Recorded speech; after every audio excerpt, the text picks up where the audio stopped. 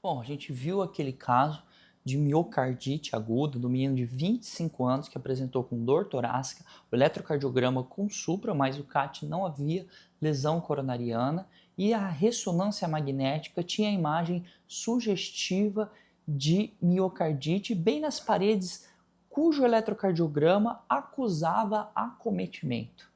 Vamos entender melhor o passo a passo do diagnóstico para a gente fazer o manejo subsequente. Miocardite é inflamação do miocárdio. Tem presença de infiltrado celular com degeneração ou necrose de miócitos. Nós temos no coração algumas camadas. Vamos começar de dentro para fora. Primeira, o endocárdio, depois o miocárdio, depois epicárdio, e aqui a gente tem o espaço pericárdio. Aqui tem o pericárdio seroso ou parietal. Aqui é o visceral. E a gente tem o pericárdio fibroso. A miocardite normalmente é uma lesão desse tecido aqui, do músculo. Quando tem lesão do pericárdio, é pericardite. É o tema da próxima aula. Mas nessa aula em que estamos, vamos discutir miocardite. Causas de miocardite: vírus, infecção por parvovírus B19, herpes vírus 6, adenovírus, enterovírus como Coxsackie, B3, bastante comum, influenza, Covid, vírus de hepatite C, HIV, citomegalovírus, Epstein-Barr, vários vírus podem dar. Infecções não virais. Aqui eu destaco Trypanosoma cruzi, doença de Chagas, muito comum no Brasil. Corynebacterium diphtheria, que é a difteria, praticamente extinção. Doença de Lyme, doença reumática. Na verdade não é viral, tem a ver com o streptococo, mas é uma ativação imunológica do miocárdio. Inclusive o miocárdio, ele pode ficar inflamado com qualquer processo que deflagre imunidade. Por exemplo, vacinas. Esse foi um tema muito questionado, virou muito um fuzuê na mídia, nas redes sociais, por causa de episódios de miocardite relacionado à infecção para o coronavírus. Alguns vieses nesses estudos. Primeiro que diagnóstico preciso de miocardite é só com biópsia e quase ninguém fez biópsia. Então muitos ficaram com diagnósticos presumidos, embora parte expressiva não chegou nem a fazer a ressonância do coração. Mas considerando que era miocardite, pois assim parecia, a taxa é muito baixa, varia de 0,3 a 4 pacientes a cada 100 mil. Considerando o benefício da prevenção de Covid e do próprio risco de miocardite associada ao Covid, vale muito a pena se vacinar, apesar desse risco pequeno. Não relacionados à infecção, como por exemplo drogas, etanol dá uma lesão miocárdio. Esse cara não vai aparecer esse cara não vai aparecer no seu plantão com dor torácica, com caso agudo, porque essa lesão do álcool é mais a miúde. Tem alguns inibidores de checkpoint utilizados no tratamento de câncer, como por exemplo melanoma. Aqui eu citei o ipilimumab, que causa uma miocardite mais séria. Vacinas, reação de hipersensibilidade, sarcoidose, doenças do colágeno, aquelas doenças da reumato em geral, pode ter um acometimento miocárdico. Radiação, hipertermia, pode dar necrose de coagulação no tecido miocárdico. E além disso, além dessa exposição, você tem que ter predisposição. Não é para quem quer, é para quem pode fazer miocardite. Manifestação clínica. A maioria é óligo ou assintomático. Nossa, miocardite, que tem gente que teve miocardite e nem sabe, teve uma dorzinha aqui, teve uma arritmia besta e passou e fica por isso mesmo, porque a maioria realmente é autolimitado. Pode cursar com dor torácica. Pode ter dispneia, sintomas de insuficiência cardíaca. Pode fazer arritmias, muito descrito, bloqueios atrioventriculares e arritmia ventricular. pode ter sintomas sistêmicos, como por exemplo, febre. Pode ser causa de morte súbita. Há estudos que apontam a miocardite como a terceira causa de morte súbita em atletas, uma vez que a maioria é oligoassintomático, e se você tiver um tecido miocárdico inflamado agudamente e sobrepõe-se a isso atividade física extenuante, o que normalmente ocorre em esportes competitivos, você pode desencadear uma arritmia ventricular fatal. Eu brinco que miocardite é um camaleão. Ela pode simular várias doenças dentro da cardiologia. Como que a gente faz diagnóstico?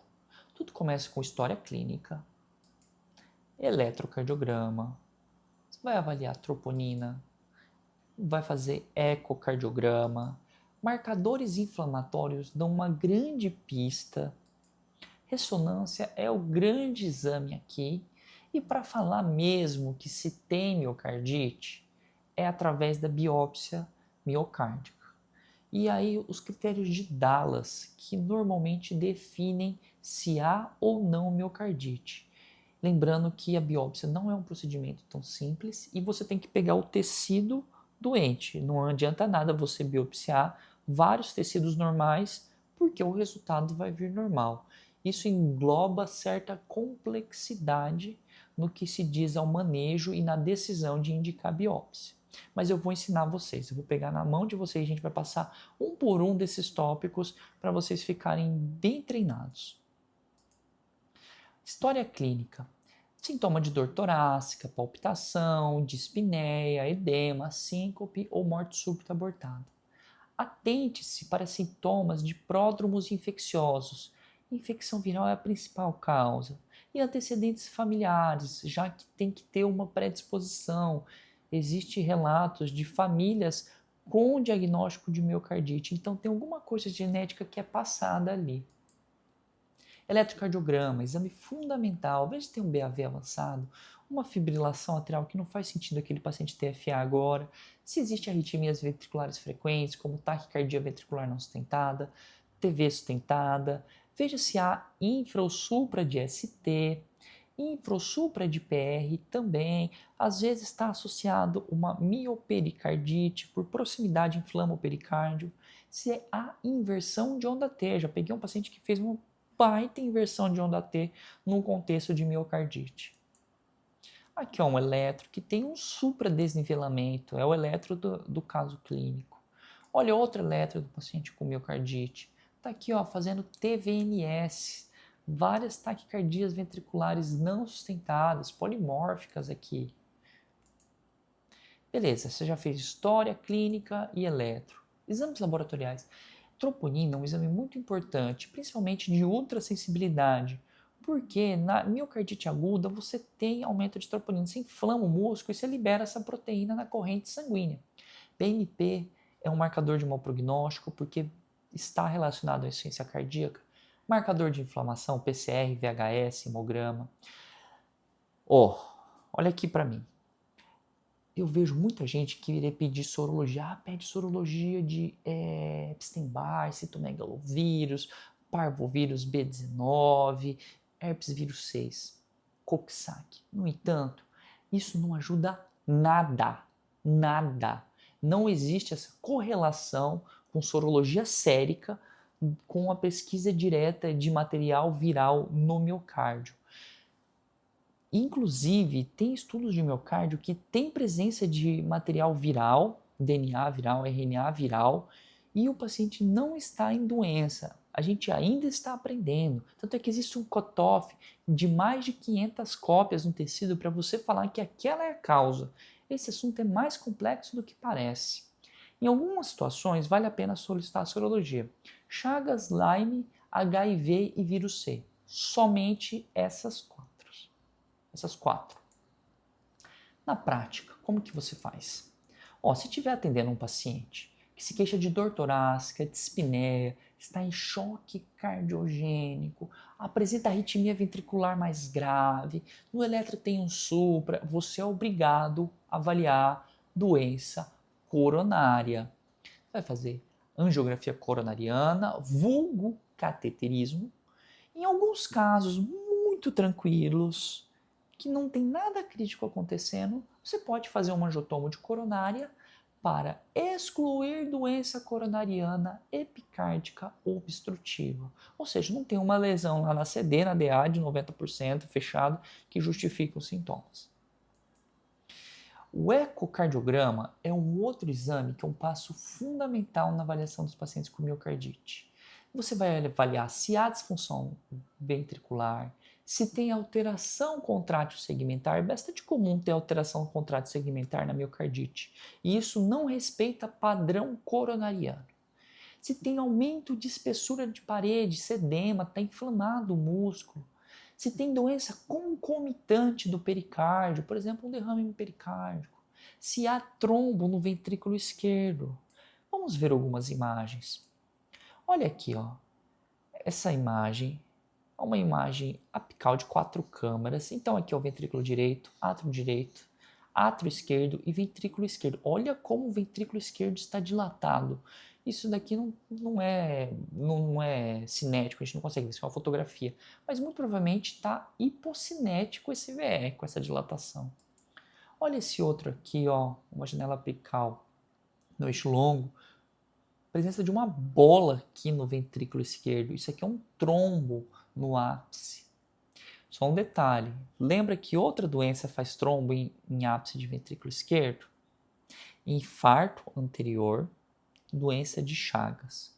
Só como curiosidade, para vocês começarem a associar os conhecimentos. O que mais do eco? Olha aqui, ó, na fase aguda, que interessante esse caso, publicado na revista japonesa. A gente tem aqui um eixo paraesternal, eixo longo. Imagem paraesternal, eixo longo. Olha aqui o ventrículo esquerdo, tamanho da parede livre, é o tamanho do septo. Olha esse tarugo. Olha aqui no eixo curto, você nem consegue diferenciar direito, tudo inflamado. Olha o tamanho do miocárdio. Ah, esse paciente é hipertrófico, Gabriel. Ele tem muita massa, é um hipertenso grave. Não, depois da fase de recuperação, olha como que evoluiu o eco dele. Tem um septo que me parece normal aqui, que também. Aqui a gente consegue notar um derrame pericárdico discreto. Olha aqui que interessante. Aqui a gente tem um derrame pericárdico já maior. Olha aqui, no mesmo eixo paraesternal, eixo curto, olha aqui, ó, como se o miocárdio já apresenta uma espessura normal. Esse miocárdio estava com edema, estava inflamado. Beleza, já fiz história, eletro, laboratório, eco, já fiz CAT, não tem lesão. O que eu faço agora? Ressonância magnética de coração com gadolínio. É a morfológico funcional. Essa aqui é a braba. Muita atenção com paciente instável, porque não conseguirá ficar mais de hora fazendo o exame da ressonância. E contraindicação ao exame, por exemplo, tatuagem recente, próteses não compatíveis, como coclear, marca-passo provisório, ou quem tem um clearance de creatinina menor do que 30, pois o gadolínio pode dar qual doença? Responde aí. Fibrose sistêmica nefrogênica, né? Foi isso que vocês responderam. Se tiver estente cardíaco, pode. Marca-passo mais modernos são compatíveis. Você precisa checar. Não vai acreditando que pode sem checar, sem pegar a marca, o manual e ler o manual. Claustrofobia não contraindica, porém precisará de sedação. Você vai ter que chamar o seu colega anestesista para fazer o exame. E aí, nas sequências T1 e T2, observa a presença de imagem sugestiva de edema, de inflamação, aumento do conteúdo extracelular, realce cardíaco com padrão não subendocárdico, porque subendocárdico nos remete à isquemia, a infarto. Você começa a ter a lesão do subendocárdio em relação ao epicárdio. Apresenta fibrose e necrose, isso que é captado pelo realce tardio. Não é raro também ter acometimento do pericárdio. Pega essa dica. Ressonância magnética com gadolínio. Vamos lá, olha aqui, ó, essa imagem em T2. Tá vendo esse negocinho com cor diferente? Olha essa cicatriz aqui, acometimento. Não tá próximo do endocárdio, está no meio para o epicárdio. Olha aqui em T1 com realce tardio com gadolínio. Olha aqui essa mesma lesão. Isso é sugestivo de miocardite. Existem os critérios de Lake Lewis que foram revisados em 2018. Isso é mais do colega radiologista, mas é interessante você ter esse conhecimento. Ele vai avaliar T1 e T2. T1 normalmente é quando injeta o gadolínio. Tem alguns outros detalhes. Aumento de sinal em T1, aumento de conteúdo extracelular, mas o forte mesmo é a presença de realce tardíaco. Realce tardio não subendocárdio, perdão. Em T2, a gente consegue ver também edema e hipersinal. Se tiver um e outro, a gente vai considerar como miocardite. E tem uma sensibilidade de 88% e especificidade de 96%. Dica, presta atenção nessa dica. Eu já cansei de fazer isso na prática também. Eu já errei, por isso eu não quero que vocês errem. A maior acurácia do exame é em 2 a 3 semanas. Você com o paciente interna e a gente faz toda aquela avaliação até a ressonância rápida. E às vezes em menos de 24 horas já fez tudo. E você está sem diagnóstico com cara de tacho para a família e para o paciente. E aí você vai lá e pede a ressonância. E a ressonância vem normal. Aí você fala, meu Deus do céu, não sei o que é. Calma, pode ser miocardite ainda. Não deu tempo de formar as imagens sugestivas. Por exemplo, para ter captação de realce tardio, tem que ter cicatriz. Tem que ter um conteúdo extracelular sem célula muito forte, que aí fica retido o gadolínio aí. Então, quando você tiver um exame que é negativo e você acredita ser miocardite, repete em uma semana, pega essa dica. E a biópsia? Para falar que é miocardite mesmo, só com biópsia, critério de Dallas. Tudo até aqui é miocardite presumida. Mas você não vai pedir biópsia miocárdica para a galera em geral. Você vai pedir só para alguns casos muito específicos. Para quem? Paciente com insuficiência cardíaca grave, choque cardiogênico, arritmias ventriculares sustentadas, quem tem uma baita eosinofilia periférica, desde que você exclua outras causas, sei lá, às vezes uma verminose causando isso, você vai lá e manda a biópsia no coração do paciente. Tá maluco. E quais os tipos histológicos que ou as doenças que a gente encontra na biópsia? Pode ser linfocítica, eosinofílica, células gigantes ou sarcoidose. Eu quero que a célula gigante comece a piscar já na tua imagem. Deixa ela piscando que ela é importante para a próxima aula. Além da análise histológica, o que mais podemos realizar? Quando a gente faz o pedido, PCR-array, imunohistoquímica, pesquisa de CD3, é bem específico de miocardite, e hibridização in situ, às vezes para pesquisar qual agente etiológico da lesão. E para que você faz essa biópsia? Para fazer o tratamento específico, imunossupressão, presta atenção nisso, imunossupressão. Você faz a biópsia para buscar doenças que mereçam imunossupressão. Próxima aula a gente vai falar sobre tratamento.